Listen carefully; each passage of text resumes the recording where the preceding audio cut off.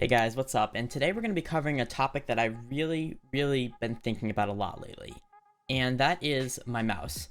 Now, this is going to be directly contrary to everything that I talked about in the last video last week about my 5 essential pieces of gear, and actually, it's replacing my number 1 piece of gear, which you might find surprising. Before we get into all that good stuff, I do stream live on Twitch every Monday, Wednesday, Friday. Links for that and all my other socials down in the description. You know the drill. So first of all, let's start off with what mouse I'm using currently and why I've been using it for so long, and that is the G Pro Wireless. And I talked about this in the video that I mentioned earlier. If you haven't gone and watched that, I recommend you do. I talk about a lot of the reasons why I did choose this mouse originally. But today I'm going to be talking about why this mouse just isn't cutting it for me anymore and why I feel like I need to upgrade. So let's start off with why I chose the G Pro Wireless originally. The original reason why I chose the G Pro Wireless was probably because it was easily accessible. I got it right at my local Best Buy for MSRP, unlike the final mouse, which many of you guys know. The mouse was $150, which is by no means cheap, but the fact that it was easily accessible at my local Best Buy was a big plus for me. As well as being locally accessible, it had all of the features that I was looking for and needed for a mouse. It seemed like the perfect one for me. I've upgraded the mouse along the way, slapping on pairs of hyperglides and different modifications along the way, as well as custom side grips. I've had this mouse for about a year now, and it's definitely been good to me. But there's just something holding it back that I really want to talk about to you guys. But before we get into why I find the G Pro Wireless not as good anymore as I once did, let's talk about features that I look for in a mouse and why I haven't switched so far. So first of all, let's start off at the beginning. My first mouse was the G502. Now when I first started off with this mouse, I used a very unique set of binds for the time. When I was playing Fortnite, I used the normal set of binds. I didn't have a cone bound, but my unique one was my floor bind, which was bound to my side scroll wheel click. Now if any of you guys know what that is, it's when you take the mouse and you click the scroll wheel to the side.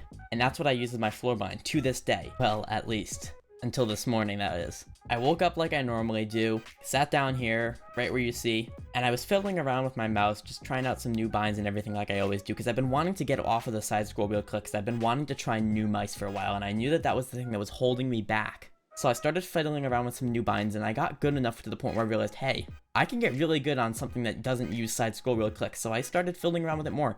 And this entire day has just been grinding out Fortnite on new binds. So after I got the basics down in Fortnite, I decided to hop on Amazon and see what mice were available. Now there's a couple mice that I considered right off the bat, one being the G-Wolves Hottie, which is basically a replica of the mouse that I really want. If you guys don't know, the G-Wolves Hottie basically uses the same shell as the G Pro Wireless, so I was pretty comfortable picking up something that I was already familiar with. However, there was better options. The Model O really stuck out to me with its really lightweight and just really nice design. The G-Wolves Hottie did not come in that sleek glossy white that the Model O did. Now these are mice that I'm familiar with since I was looking at mice before I got my G Pro Wireless, but there was one that really stuck out to me, and that was the Final Mouse Air 58. And where do we even start with the Air 58? It's a really nice looking mouse. It comes in 2 colors, Cherry Blossom Red and Cherry Blossom Blue.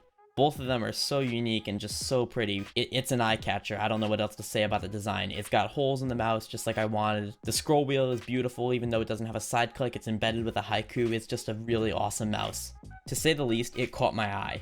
So I started looking into them a little bit more, and I know what you're saying, Colin, what are you doing looking at Final Mice? They're so overpriced, they're so expensive, they're not worth the money, and I would agree with you under normal circumstances. However, I have a serious love for mice. Like, you guys don't understand how excited, like, you can see right now I'm getting really excited just talking about all this stuff. So after some deep thinking, I came to the decision that I was going to pay a reasonable price for this mouse. It was what I really wanted, and I figured that if I wanted to get it, I should be able to get it. So I did a little bit more digging, and it turned out that, yeah, this is exactly what I was looking for all along. It's got holes in the shell, it's got a nice paracord, which was a requirement for me if I was going to get a wired mouse, as well as being compatible with hyperglides, which I use on my G Pro Wireless. Now I know what you're saying, Colin, you rant and rave to everybody about this G Pro Wireless that you bought, and you love it so much, so why are you switching off of it?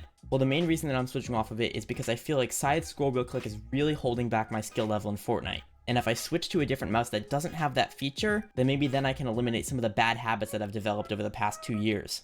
Along with that, the G Pro Wireless was just starting to feel really heavy in my hand. Even with the hyperglides on and it being 80 grams, it's still on the heavier end of gaming mice. So I really wanted to try something lighter, as well as just switching it up every once in a while. So as we speak, my G Pro Wireless is already on eBay, ready to be sold, and I'm looking for a new final mouse.